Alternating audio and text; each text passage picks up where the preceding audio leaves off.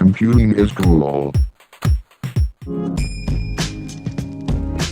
And this is the new MacBook Pro. It has an Intel Core Duo chip in it.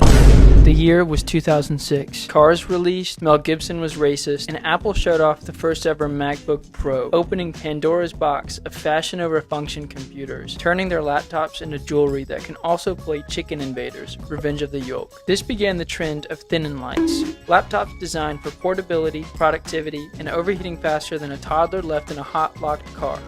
Don't worry, little guy. Pop's just going in for the 2-for-3 deal on Camel Crushes. He'll be right back. Fast forward to 2019. Little guy graduated top of his class from Caltech. Pigs are seen using tools for the first time. And Microsoft released its third and arguably best iteration of its productivity thin and light, the Surface Laptop 3. So what exactly is inside this little aluminum piece of tail?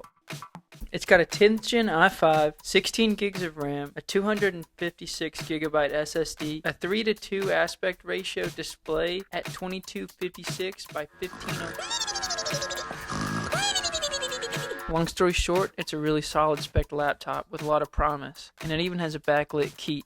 Oh, okay, I guess you have to connect to the internet to use your backlit keyboard. Sorry about that.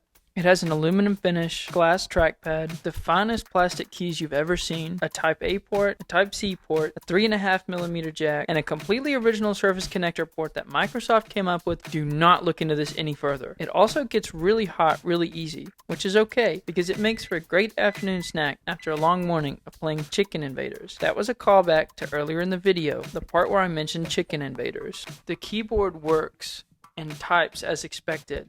When you hit the letters, a letter shows up on the screen. I am not the best at typing. And what's a Surface without a touch screen? You touch the screen and it works, unlike the competitors when you touch the screen and no work. The added height of the taller screen really helps when scrolling through long, lengthy documents. It's also especially useful in keeping track with the verticality of video editing, if you decide to do that on a Windows laptop. The 16 gigs of RAM is especially useful for the Surface for multitasking, running multiple browsers, layers in Photoshop or Illustrator, and remembering where his bus stop is. The 11th gen i5 is no slouch, scoring an 8,401 on Passmark, which means absolutely nothing to you if you do not compare benchmarks using Passmark. It handles most CPU-bound tasks with ease, but how do the integrated graphics run more demanding tasks? Well, about as well as it does from immediate danger, which is to say, not very well at all. However, it is a champion at running GameCube games that I very obviously properly own. Do not look into this any further either. The emulation ran well at a scaled resolution, and Dolphin works flawlessly with a DualSense controller. The games I tested out were Pikmin, Luigi's Mansion, Twilight Princess, and SpongeBob Battle for Bikini Bottom. Each game ran perfectly fine and are essentially remasters of the GameCube games themselves, especially Pikmin 1 in HD. Upscaling everything in Dolphin doesn't fix any of the dated texture work from over 20 years ago for some of these games, but I do think the highly stylized games from this era hold up well and are still really charming to go back to today. The DualSense controller was not so lucky at connecting with Steam, not unlike connecting with its therapist. I did not feel like installing DualShock for Windows, but even after trying to, the DualSense did not feel like connecting. Which brings us to one of the biggest criticisms of thin and light laptops: dongles. I think 99% of people would rather have a laptop chunkier than this fat fuck if it meant access to more ports and a better battery life, which the Surface Laptop 3 has on opposite day. For those of you who didn't get that, that means it has a bad battery. For any modern games, it kinda sucks, but not in a terribly awful way, just in a not so terribly good way. It can do most things from the Xbox 360 era with some minor complications.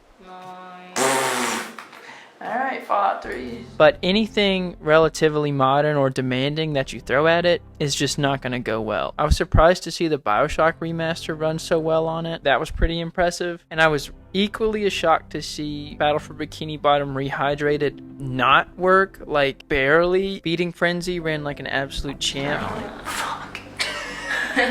So, long story short, if you buy this laptop to play Feeding Frenzy, you're gonna be A-okay, buddy. If you're a MacBook fan, these are all mostly issues that are present with Apple's laptops as well, minus the exception of Apple Silicon.